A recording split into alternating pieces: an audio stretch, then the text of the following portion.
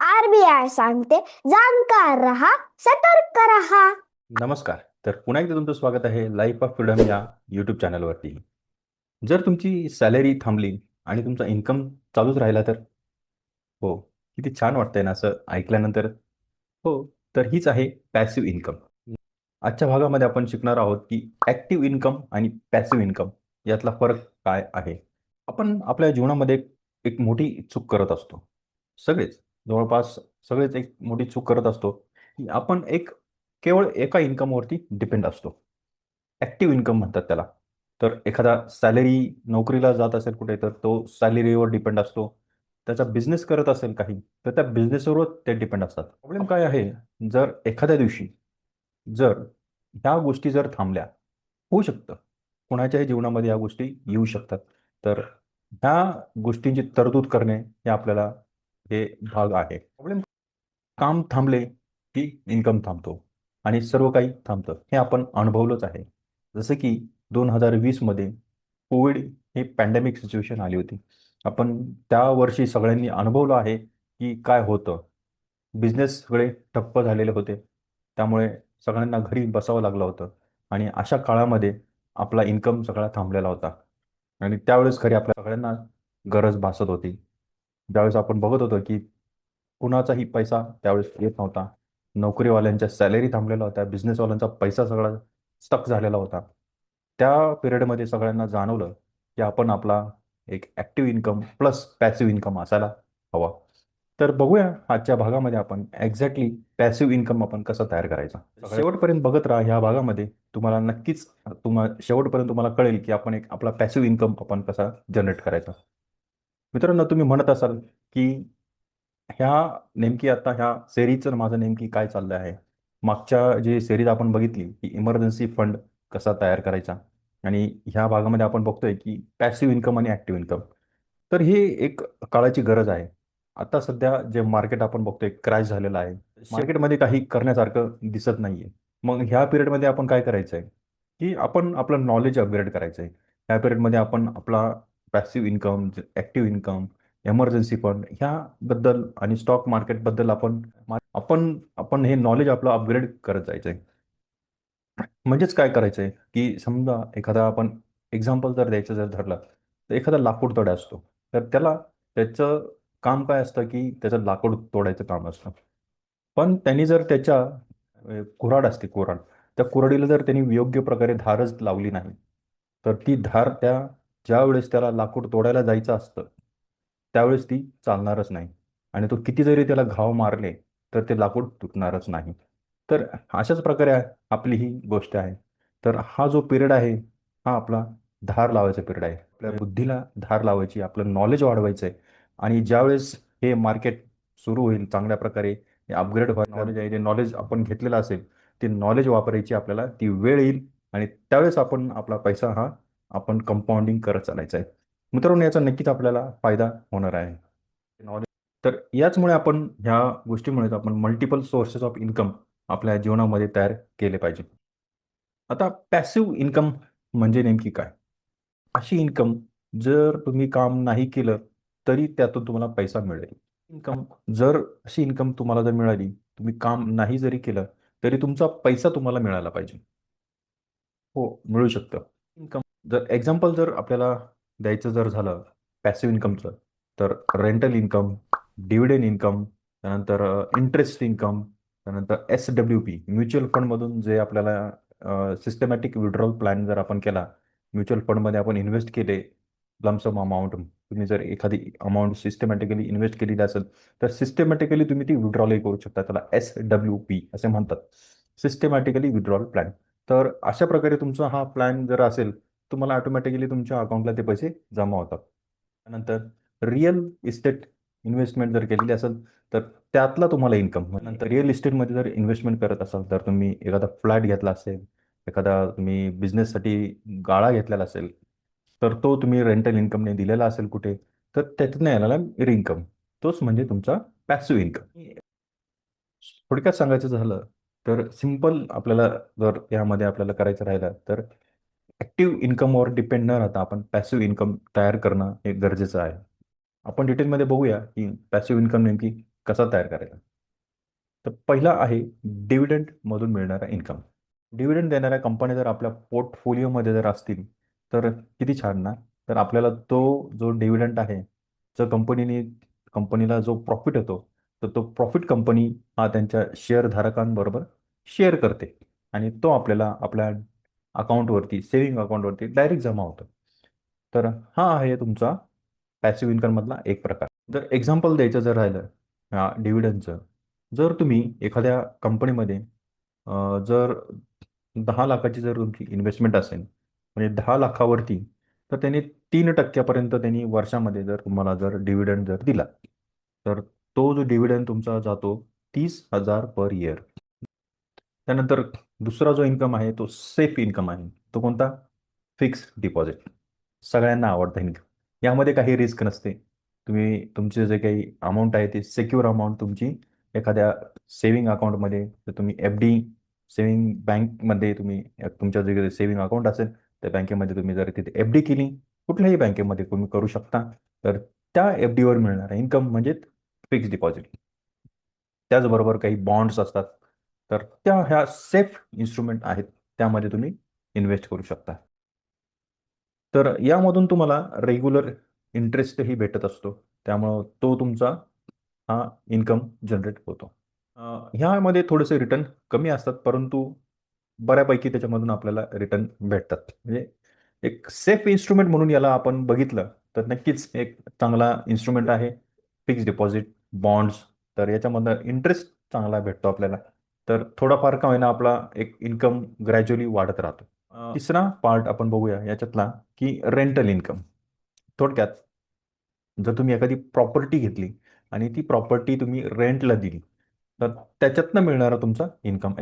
एखादी चांगली जर प्रॉपर्टी असेल आणि चांगल्या लोकेशनला जर असेल, तर त्या प्रॉपर्टीचा तुम्हाला इन्कम येतो. तर तुम्ही ती प्रॉपर्टी रेंटलनी जर दिली, काही बिझनेससाठी जर दिली, तर त्याच्यातून एक चांगला तुम्हाला 50,000 रुपये महिन्याला मिळू शकतात. तर लोकेशन जर चांगलं असेल, तर अशा ह्या याच्यामधून तरी तुम्हाला 50,000 पर्यंत इन्कम भेटू शकतो. किंवा एखादा फ्लॅट असेल तुमचा, तर पुणे, मुंबई, तर या ठिकाणी जर या फ्लॅटचे रेट चांगले भेटतात. तर टियर 2 सिटीमध्ये यामध्ये थोडाफार कमी रेट आहे, परंतु रेंटल इन्कम बऱ्यापैकी आजच्या घडीला भेटतो. तर हा तुम्हाला एक चांगला एक ऑप्शन आहे तिसरा. त्यानंतर चौथा ऑप्शन डिटेल बघूया, की म्युच्युअल फंड. म्हणजे तुम्ही इन्व्हेस्टमेंट करायची, जसं की सिस्टमॅटिक विड्रॉल प्लॅन तुम्ही एक सेट करायचा, त्याला SWP असे म्हणतात. त्यामध्ये आपल्याला रेग्युलर इन्कम भेटतो. जर तुम्ही एखादी अमाऊंट जर तुमच्या म्युच्युअल फंडमध्ये जर इन्व्हेस्ट केलेली असेल, लमसम अमाऊंट इन्व्हेस्ट केलेली असेल, किंवा तुम्ही रेग्युलरली जर काही इन्व्हेस्ट केली आणि जर तुम्ही तुमच्या म्युच्युअल फंडची काही कंपनी असेल आणि तिथे जर तुम्ही त्यांचे इन्व्हेस्टमेंट केलेले असेल आणि त्यांना जर तुम्ही लिहून दिलं की मला ह्या तुमच्या फॉर्म भरतानाच त्या गोष्टी सगळ्या आपल्याला कराव्या लागतात, की दर महिन्याला मला कितपत इन्कम पाहिजे, किती इन्कम यायला पाहिजे, त्या पद्धतीने तुमची इन्व्हेस्टमेंट गेली पाहिजे. म्हणजे त्या इन्व्हेस्टमेंटवर तुम्हाला दर महिन्याला एवढी रक्कम रिटर्न भेटते. त्या पद्धतीने ती इन्व्हेस्टमेंट केली जाते. तर तुम्हाला जर इन्व्हेस्ट करायचे असतील, तर तुमचा फायनान्शियल ॲडवायझर जो कोणी असेल, म्युच्युअल फंड डिस्ट्रीब्युटर कोणी असेल, त्याला संपर्क करावा आणि मगच इन्व्हेस्ट करावा. हा माझा फक्त एक एज्युकेशनल पर्पज व्हिडिओ आहे. तर नक्कीच तुम्हाला तुमच्या फायनान्शियल ॲडवायझर कोणी असेल तर नक्की चांगला ॲडवाइस देऊ शकतो. तर REIT, रिअल इस्टेट ट्रस्ट. तर यामधूनही आपल्याला एक चांगला इन्कम भेटू शकतो, की रिअल इस्टेटमध्ये तर स्मॉल इन्व्हेस्टमेंट जर आपण करत राहिलो, तर याच्यातूनही आपल्याला रेग्युलर इन्व्हेस्टमेंट, रेग्युलर आपल्याला बेसिसवरती जे आपल्याला रिटर्न भेटत असतात. तर ॲक्टिव्ह व्हर्सेस पॅसिव्ह इन्कम यातला मेन फरक बघूया. तर ॲक्टिव्ह इन्कम जर आपण बघितला, तर या ॲक्टिव्ह इन्कममध्ये हा टाईम बेस्ड इन्कम असतो आणि पॅसिव्ह इन्कम हा मनी बेस्ड इन्कम असतो. ॲक्टिव्ह इन्कम जर तुम्हाला करायचं असेल तर तुम्हाला काम करावं लागेल आणि जर पॅसिव्ह इन्कम असेल तर याच्यामध्ये तुम्हाला डेली काम करायची गरज नाही आहे. जसं आपण बघितलं की पॅसिव्ह इन्कम जो आहे तुमचा डिव्हिडंडमधून येऊ शकतो, तुमच्या रेंटल इन्कममध्ये येऊ शकतो, तुमचा SWP मधून येऊ शकतो. परंतु ज्यावेळेस तुम्ही ॲक्टिव्ह इन्कमकडे जाता, त्यावेळेस तुम्हाला नोकरी करावं लागते, कुठेतरी जॉब करावं लागतं, काहीतरी प्रॉडक्ट विकावं लागतं, काहीतरी प्रॉडक्ट सेल करावं लागतं, बिझनेस करावं लागतं आणि मगच तुम्हाला तो इन्कम जनरेट होतो. आणि जर आपण बघितलं की याच्यामध्ये लिमिटेड ग्रोथ आहे आणि ही स्केलेबल आहे. जर आपण पॅसिव्ह इन्कम जर बघितला तर याच्यामध्ये थोडीशी लिमिटेड ग्रोथ आहे. तशी बिझनेसमध्ये ग्रोथ ही भरपूर होत असते. तर तुम्हाला सेक्युअर जर इन्कम हवा असेल तर पॅसिव्ह इन्कम हा सेक्युअर इन्कम याच्यामध्ये होऊ शकतं. म्हणजे स्टेप बाय स्टेप आपण बघूया की एक्झॅक्टली कसं करायचं. आता यातला आपण स्टेप बघूया की हाऊ टू स्टार्ट, म्हणजे कसा सुरुवात करायची. पहिल्यांदा तर तुम्हाला एमर्जन्सी फंड काय आहे हे माहिती करून गरजेचं आहे. तर हे जर तुम्हाला डिटेलमध्ये बघायचं असेल तर माझा मागचा व्हिडिओ बघा. या व्हिडिओमध्ये मी तुम्हाला डिटेलमध्ये दिलेलं आहे की एमर्जन्सी फंड म्हणजे नेमकी काय. तर हा व्हिडिओ तुम्ही नक्की बघा, तुम्हाला याच्यामध्ये तुम्हाला डिटेल कळेल. तर यामध्ये बिल्ड करा तुम्ही पहिल्यांदा एमर्जन्सी फंड तुम्ही तयार करा आणि हा इन्व्हेस्ट करण्यासाठी तुम्ही आधी तुमचा पाया मजबूत करा. एमर्जन्सी फंड आपण त्या व्हिडिओमध्ये पण बघितलं आणि आत्ताही सांगतो की आपला एमर्जन्सी फंड कमीत कमी 3 ते 6 महिन्यांचा खर्च आपला पुढचा त्यातून निघावा एवढा तरी आपण त्यामध्ये करावा.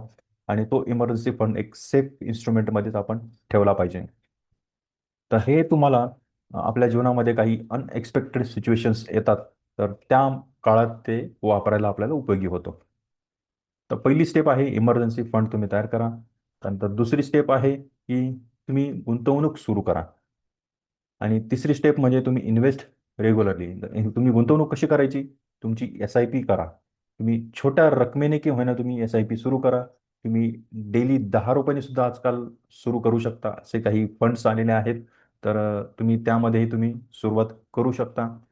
त्यामुळे आता फिंगर टिप्सवरती आजकाल इन्व्हेस्टमेंट आलेली आहे. तुम्ही डेली तुमची SIP करू शकता आणि हा जो पिरियड आहे सध्या आत्ताचा, ही सर्वात चांगला पिरियड आहे. जर तुम्ही आता जर तुमची इन्व्हेस्टमेंट जर केली तर तुम्हाला चांगल्या प्रकारचे युनिट्स भेटू शकतात. जर तुम्ही ह्या SIPमध्ये, जर म्युच्युअल फंडमध्ये, त्यानंतर ETF मध्ये जर तुम्ही इन्व्हेस्टमेंट केली, तर मग चांगल्या प्रकारे तुम्हाला एक समजा 1,000ची जर तुम्ही इन्व्हेस्टमेंट जर केली आत्ता, तर त्या 1,000च्या इन्व्हेस्टमेंटमध्ये जे युनिट तुम्हाला आज भेटणार आहेत, तर ते युनिट मार्केट पडल्यामुळे त्याची क्वांटिटी तुम्हाला चांगली भेटते. आणि जर मार्केट वरती गेलं तर इथून पुढे, आज मार्केट 22,000च्या आसपास आहे आणि उद्या जर मार्केट 23,000ला गेलं, तर ते फंड्स तेवढे वाढत जातात आणि ती युनिटची संख्या तुम्हाला कमी भेटते. त्यामुळे आज जर तुम्ही इन्व्हेस्टमेंट करत राहिला, जसं जसं मार्केट खाली येते तसं तसं तुम्ही त्यामध्ये तुमची इन्व्हेस्टमेंट ही सुरू ठेवली पाहिजे. तुम्ही आठवड्याला का होईना, रोज का होईना, जरी तुमची जशी आजची घडीला तुमची जी काही तुमची अ, ताकद असेल इन्व्हेस्टमेंट करायची, तुमच्याकडे जी काही सेव्हिंग असेल, तुम्हाला जी काही करायची इच्छा असेल तुम्ही करू शकता. पण छोट्या रकमेने का होईना तुम्ही सुरू करा. ₹500 करा, पण करा. तर याचा फायदा तुम्हाला लाँग टर्म बेसिसवर तुम्हाला भेटणार आहे. तुमची ही वेल्थ ही कंपाऊंडिंग होणारच आहे. स्टेप 4 आहे तुमची, जे काही तुम्हाला त्याच्यातनं डिव्हिडंड मिळणार आहे, तुमच्या त्या रेंटल इन्कम मिळणार आहे, ते तुम्ही रिइन्व्हेस्ट करा आणि त्याच्यावर तुम्हाला ते कंपाऊंडिंग तुम्हाला त्याच्यावरती मिळणार आहे. तुम्हाला जर रिअल लाईफ एक्झाम्पल जर मी दिलं, तर एक ए पर्सन आहे आणि एक बी पर्सन आहे. तर एक ए पर्सन काय करतोय, की त्याला तो सॅलरीवर डिपेंड आहे फक्त आणि त्याची सॅलरी आहे ₹50,000 आणि जर त्यांनी काहीच इन्व्हेस्टमेंट केलेली नाही आहे आजच्या घडीला आणि त्याचा सगळा इन्कम जो काय आहे तो स्पेंडिंगवर जातोय आणि त्याचा पॅसिव्ह इन्कमही काही नाही आहे, झिरो आहे. तर त्याला काय करावं लागतंय, की वयाच्या 55 वयाच्या रिटायरमेंटपर्यंत त्याला काम करायला लागतंय. तर ही त्याची अशी सिच्युएशन येते. हा ए पर्सन आहे. आणि बी पर्सन काय करतोय, की त्याची SIP त्यांनी वयाच्या 25व्या वर्षी स्टार्ट केलेली आहे, 10,000 पर मंथ. तर याचा फायदा बघा काय होतो मित्रांनो. तर यांनी इन्व्हेस्ट केली, रिइन्व्हेस्ट केली. त्याचं जे काही इन्कम येत होता, त्याने डिव्हिडंड इन्कम परत रिइन्व्हेस्ट केला आणि जवळपास त्याची इन्कम जी आहे, ही मी अंदाजे रक्कम काढलेली आहे. याच्यापेक्षा जास्तही असू शकते, कमी असू शकते. फक्त हा एक एज्युकेशन पर्पज आहे म्हणून मी कॅल्क्युलेटेड एक काढलेली आहे. जवळपास त्याचं 50 लाखापर्यंत एक वेल्थ तयार झालेली आहे. आणि ती वेल्थ झालेली त्याची 45व्या वर्षापर्यंत झालेली आहे मित्रांनो. आणि तो त्याचं वय अजून बाकी आहे आणि तो 45 वर्षामध्येच तो रिटायरमेंट घेऊ शकतो. इथपर्यंत त्याला त्याचा वेल्थ जनरेट झालेली आहे. यशस्वी पॅसिव्ह इन्कमसाठी तुम्हाला योग्य स्ट्रॅटर्जी वापरून पॅसिव्ह इन्कम पोर्टफोलिओ मजबूत करावा लागेल आणि या 3 गोष्टी तुम्हाला याच्यामध्ये महत्त्वाच्या आहेत. तर पहिली काय आहे, की डायव्हर्सिफाय करा. तर वेगवेगळ्या इन्व्हेस्टमेंटमध्ये तुमचे पैसे इन्व्हेस्ट करा. त्यामुळे तुमची रिस्क कमी होते.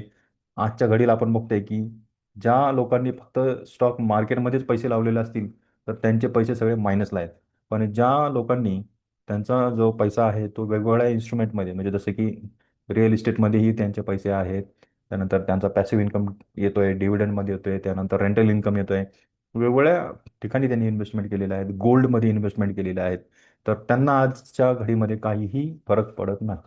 त्यामुळे इन्व्हेस्टमेंट ही आपली डायव्हर्सिफाय असली पाहिजे, त्यानंतर लॉंग टर्म थिंकिंग असली पाहिजे आपली. त्यामुळे कंपाऊंडिंग करत आपला विचार असू द्या, त्यामुळे छोटं छोटं इन्व्हेस्टमेंट करा आणि कंपाऊंडिंगचा विचार असू द्या, लॉंग टर्म तुमचा गोल असू द्या. ग्रोथ प्लस इन्कम मिक्स हे दोन्हीही तुमचं ध्येय असू द्या याच्यामध्ये, तरच तुमचं पुढं याच्यामध्ये तुमची ग्रोथ ही होणार आहे. सोशल मीडियाद्वारे तुम्ही मला कनेक्ट होऊ शकता. इंस्टाग्राम, यूट्यूब हे माझे चॅनल आहेत. यूट्यूब चॅनलला तुम्ही मला कनेक्ट होऊ शकता. त्यानंतर फेसबुक पेज आहे, त्यानंतर इंस्टाग्राम पेज आहे, लिंक्डइन आहे. तर याद्वारेही तुम्ही मला संपर्क करू शकता. यामध्ये आपण कॉमन मिस्टेक्स काय करतो यावर आपण लक्ष देऊया. पहिली कॉमन मिस्टेक आपण काय करतो की आपल्याकडे क्विक पॅसिव्ह इन्कम एक्सपेक्ट करत असतो, की आपल्याला आत्ता पैसे टाकले की आत्ता इन्कम भेटावा. ही पहिली मोठी चूक करत असतो. दुसरं, आपल्या इन्व्हेस्टमेंटमध्ये आपण कन्सिस्टन्सी ठेवत नाही, त्यामुळे आपली वेल्थ ही बिल्ड होत नाही. त्यानंतर लो रिटर्न ॲसेट ज्या आहेत तिथे आपण इन्व्हेस्टमेंट करत बसतो आणि त्यामुळे आपण इन्व्हेस्टमेंट केलेले असते, आपण म्हणतो की मला रिटर्नच भेटत नाही. आणि इन्फ्लेशन जे आहे तर आपण इग्नोर करतो, त्याकडे लक्ष देत नाही. त्यामुळे आपला हा जो आहे इन्व्हेस्टमेंटचा जो पोर्टफोलिओ आहे तो आपला वाढत नाही. आपली इन्व्हेस्टमेंट जर आपल्याला करायची असेल तर आपलं सांगितलं, मी मागाशी सांगितलं की आपला पोर्टफोलिओ हा डायव्हर्सिफाईड असला पाहिजे आणि त्याचबरोबर 70% आपली जी काही इन्व्हेस्टमेंट आहे ती इक्विटीमध्ये असली पाहिजे, त्याची ग्रोथ झाली पाहिजे. आणि 30% हा जो आहे तो डेप्ट प्लस डिव्हिडंड अशा इन्स्ट्रुमेंटमध्ये इन्व्हेस्टमेंट केली पाहिजे. 70-30 हा एक रूल आपण आपला ठरवून घेतला पाहिजे आणि मगच आपण इन्व्हेस्टमेंट केली पाहिजे. पहिला तर आहे की पॅसिव्ह इन्कमला टाईम लागतो, त्यानंतर इन्व्हेस्टमेंट शिवाय पॅसिव्ह इन्कम नाही. त्यानंतर तिसरं आहे की कन्सिस्टन्सी इज द की. पहिला कंपाऊंडिंग पॉवरफुल आहे, तर start early, you will get bigger result. सुरुवातीलाच तुम्ही इन्व्हेस्टमेंट करा, तुम्हाला नक्कीच आउटपुट चांगले मिळेल. तुमच्याकडे पॅसिव्ह इन्कम आहे का हे मला कॉमेंटमध्ये नक्की कळवा. येस, नो, का तुम्ही काय प्लॅनिंग करताय. हा व्हिडिओ जर तुम्हाला आवडला असेल तर नक्की लाईक करा, शेअर करा आणि सबस्क्राईब करायला विसरू नका. आणि पुढील व्हिडिओमध्ये आपण बघणार आहोत असाच एक नवीन विषय. तोपर्यंत शिकत राहा, बघत राहा. धन्यवाद.